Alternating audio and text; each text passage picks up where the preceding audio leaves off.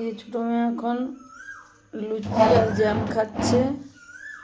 পা ব্যথাটা দেখা, ওই যে এত পায়ের ব্যথা, পায়ে কালকে স্কুলে বেঞ্চ পড়েছে, এই যে পা ফুলে আছে এইভাবে।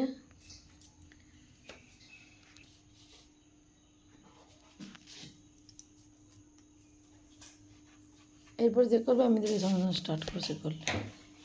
একটু বানান করে দিই।